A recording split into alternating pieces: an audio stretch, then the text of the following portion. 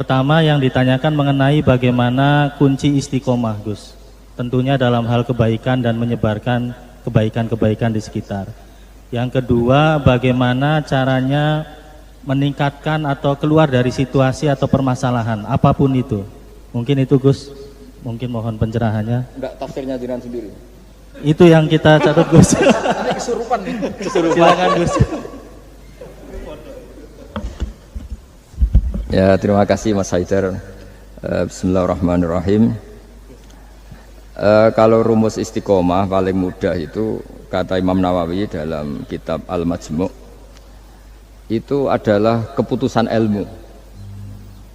Kalau keputusan nafsu itu kita nggak mudah istiqomah.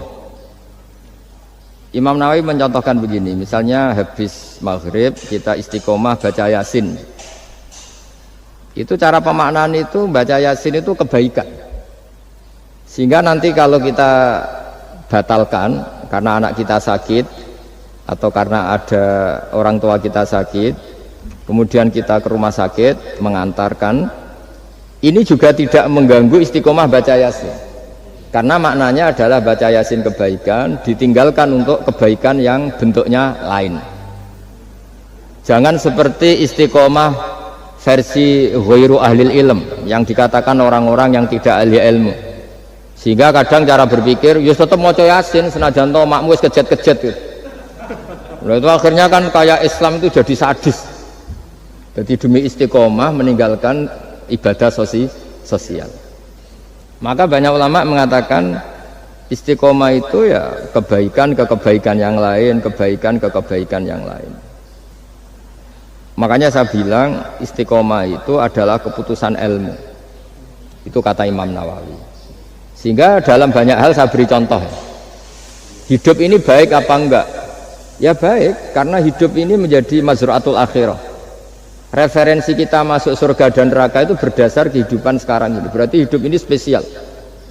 Kita surga ya diputuskan ujian di kehidupan ini, neraka juga iya. Berarti kehidupan ini spesial. Tapi suatu saat kita pasti mati, dan mati itu baik enggak? Ya baik. Baiknya di mana? Ya kamu sudah tidak bisa maksiat lagi. Sehingga Nabi itu cara berdoa itu indah sekali. Allahumma ahyini ma kanatil hayatu khairan li wa tawaffani ma kanatil wafatu khairan li. Allahumma ij'alil hayata ziyadatan li fi kulli khairin wal mauta rohatan li min kulli syarrin. Segampang itu Nabi melihat kehidupan dan mati. Mengajarkan kita, tentu mengajarkan kita. Ya Allah, jadikan hidup ini, anggap saja saya ini masih menambah budi-budi kebaikan. Kalau saya mati, anggap saja ini berakhirnya semua maksiat saya. Mungkin sekarang kita ada zina, mungkin sekarang kita ada korupsi, tapi potensi itu tetap ada. Yang bisa mengakhiri potensi itu apa? Ya mati. Maka mati itu tidak problem bagi orang-orang baik.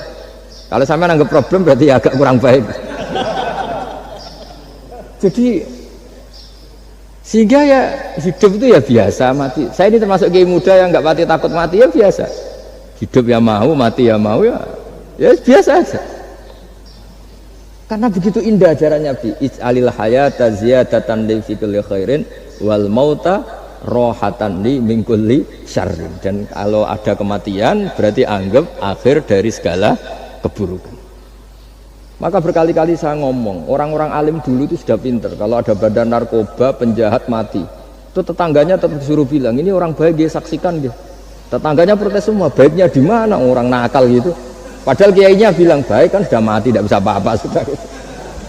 Artinya ada sisi kebaikan dalam kematian, yaitu segala keburukannya, bahkan potensi keburukannya menjadi berakhir.